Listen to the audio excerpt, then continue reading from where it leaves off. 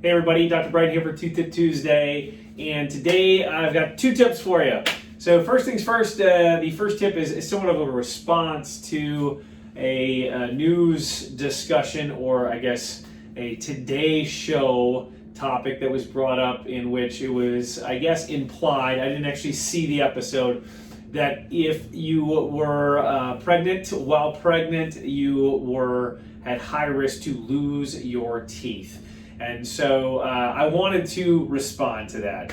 And first things first, I will tell you right out the gate, that is not true. Again, I didn't see the episode, so I don't know exactly what was stated, but I guess there was a little bit of an uproar following it. And so first thing I want to say is that is not true. Now, that being said, while you are pregnant, there are things in your oral health that can be impacted negatively or can have somewhat of a consequence. Inflammation in the mouth is significantly greater. It's a hormonal thing in which our inflammatory response is much greater, and so gingivitis is much greater in pregnant women.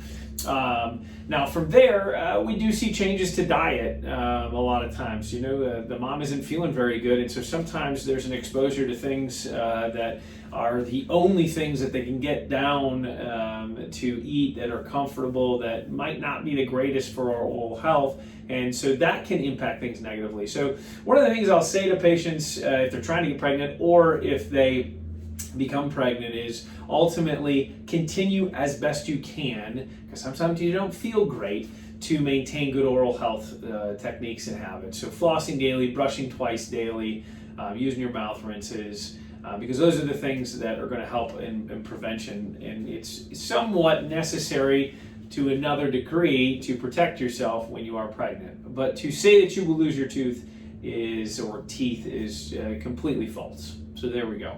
So that's my first tip. My second tip, we get random questions here and there, and so a patient had inquired, is mouth rinse really necessary? And so from there, I just want to quickly discuss the function of mouth rinse.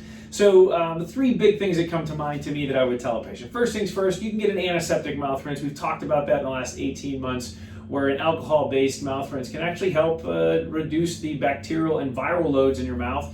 And so there is some benefit to that for overall health, and just keeping bacterial and viral loads, or viruses and bacteria, low in your mouth by cleaning things out antiseptically. So that's the first thing. The second thing, a fluorinated mouth rinse can help to apply fluoride to the spaces between your teeth a little bit easier than maybe toothpaste, because you can swish it between your teeth.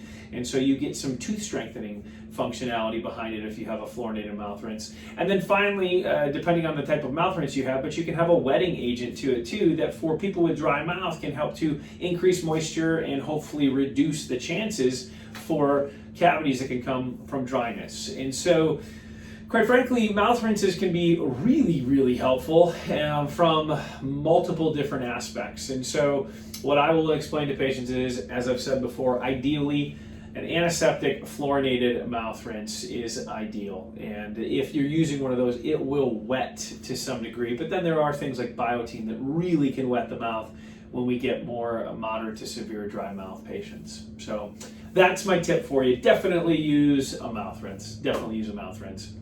So if you have questions about either one of those topics, feel free to reach out to us. If you think this could help somebody, please you go ahead and send this to them, or go ahead and post it below, whatever you want to do. But thank you for tuning in. I hope you have a great rest of your Tuesday, and I hope you have a wonderful rest of your week, and I hope fall is just going beautiful for you. Thanks so much.